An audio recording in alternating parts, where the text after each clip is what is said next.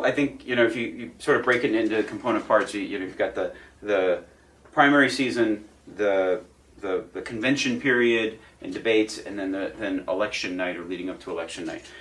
So first with the primary season, it started off. We had 10 candidates from across the spectrum of Republican politics. Interesting personalities from Newt Gingrich to Herman Cain to Michelle Bachmann to Ron Paul. I mean, some really fascinating people. And this was the year that we didn't know how many debates there would be. In the end, CNN produced 7 Republican debates, which was a record. It was the highest number of Republican debates any one network's ever produced. We were happy with the debates. They were highly watched, and I think each of the debates had an impact in the race at one point or another, a significant impact. So that was the primary season. We were very happy with it, and as I said, it was an exciting primary season. Then there were the conventions, Tampa and Charlotte, both interesting for different reasons. Weather seemed to have an impact on both conventions. They canceled the first day of the Tampa convention because of a hurricane. They canceled Barack Obama's outdoor acceptance speech at the football stadium in Charlotte because of pretty rough thunderstorms. So there were all these interesting little side stories, but I think both of them were effective conventions. I think the Democratic convention was particularly effective. And CNN did well with it. Their ratings were extremely high. I mean, it really did show that the American people were focused on this campaign, and those people who had not been really paying close attention to the election early on, I think really you could tell that they were becoming engaged as the conventions went on. And then there was that last stretch between the debates and election night when I think the public really did become captivated by the election. People really didn't know who was going to win. Barack Obama seemed to have an advantage going in, but there was every indication that Mitt Romney could win, and particularly if he had that momentum that the Republicans continue to talk about. So it turned out to be, I think, an interesting election night. I expected it might be a really late night. Turned out not to be a late night. We projected the winner around 11:15 on election night, but we were very happy with the way it came together. CNN worked hard to position ourselves on the cable news landscape as the one cable news channel that didn't pick sides in this election. So, Fox early on made its political decision. We knew where they were going to be heading, and MSNBC this year, I think for the first time in their existence, really doubled down on becoming the left-leaning network, the Democratic network, by their choice of anchors and their story selection and their contributors. So that left a really wide space for CNN to be the network that was going to cover both sides and cover both sides fairly. And it paid off on election night. If you look at the ratings on election night, from the time the polls closed until the time that Barack Obama's acceptance speech was over, CNN was the highest rated cable news channel on election night, and it was so that was rewarding that many people chose to watch CNN's coverage.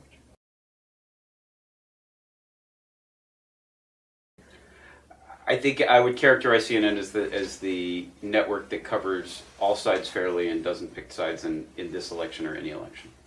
CNN demonstrated that this model works very well for us. It's real journalism. I got into journalism to be a journalist, to cover the news, to cover politicians. I didn't get into journalism to take sides, and so that's how we operate, and that's what we do.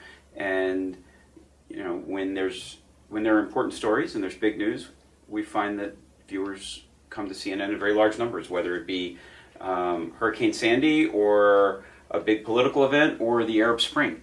So that's we have a different role, frankly, than some of the other networks. Good journalism is also good business. We were rewarded throughout the election for our journalism, for our coverage of events. I think that you saw a lot of news organizations fact-checking our political leaders, fact-checking ads. This was the year of the misleading political ad, if you asked me.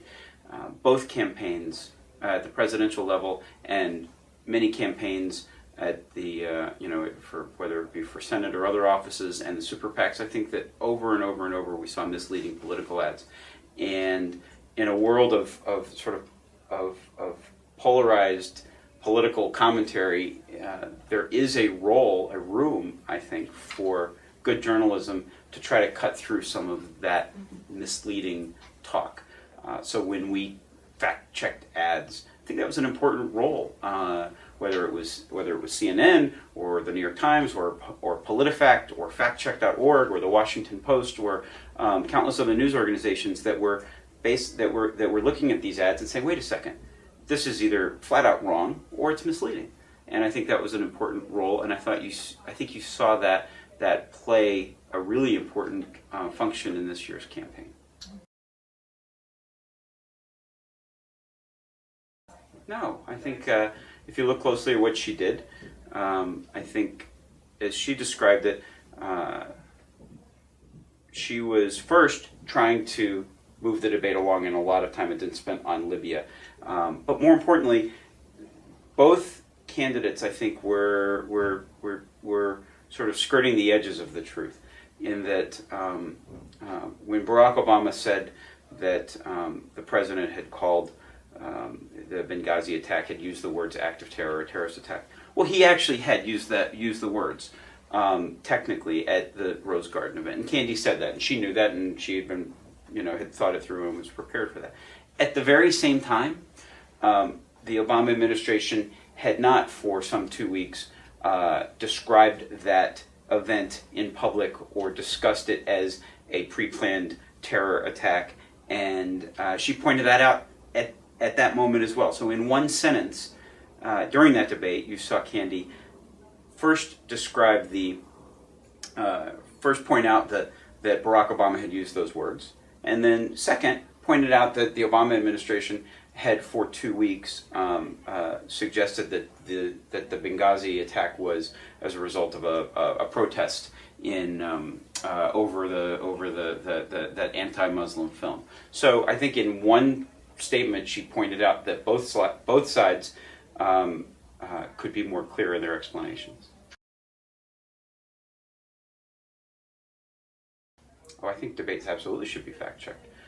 All of our debates after the debate and after the general election debates, we spent a lot of time fact-checking what the candidates said, and I think that's an important role. It's I think a very important part of election coverage now to keep an eye on what candidates say, whether they say something misleading as an error of omission, or they simply say something that's not true, or maybe they make a mistake. All of those are possible, and all of those things happen. But it's our role as journalists with the resources behind our reporters and our journalists to look into what they say and keep them honest. We have a daily segment on Anderson Cooper's program called Keeping Them Honest, and that's something that we take very seriously. And I don't feel like partisan commentators are in a position to do that. That's something that professional journalists need to do. Someone that could be trusted by both sides to keep our political leaders honest. I think both of them they're both attached to news organizations, and there's some very good journalists at those other organizations and those other networks. But I'm not sure that if you look at the entire landscape, they do the same thing that we do. And there's role for all of us. There's the cable news landscape, I think, is there's room for everyone. There's room for a left-leaning network, and there's room for a right-leaning network, and there's room for a network that doesn't lean one direction or another. And that's not a bad thing. Well, invariably that can happen, whether it's in an analysis of a budget plan or a tax plan. We can use our experts to analyze it and look at whether or not the numbers add up. And if they don't add up, we're going to say they don't add up. I think this happened during the discussion over Mitt Romney's plan. Mitt Romney gave very, very broad strokes on what his plan was. He's going to reduce tax rates, and he's going to limit deductions. But he didn't give specifics, and so he's running for president, and he didn't give specifics on how his plan was going to either reduce the deficit or balance the budget or whatever, and we pointed that out. That doesn't mean that we lean one way or another. We're asking questions. What kind of deductions? On whom? Are you going to limit the home mortgage deduction? Are you going to limit charitable contributions? Because those are the biggest, the deductions that could generate the biggest savings, but at the same time they're very popular and there are good reasons for them. So I don't think that that's our job, is to ask questions. The most important thing that we do as journalists is ask questions of our political leaders or those who want to be our political leaders. And the more questions we ask, the better. And I think that's an example of us asking a series of tough questions that we got some of the answers to, but frankly didn't get a lot.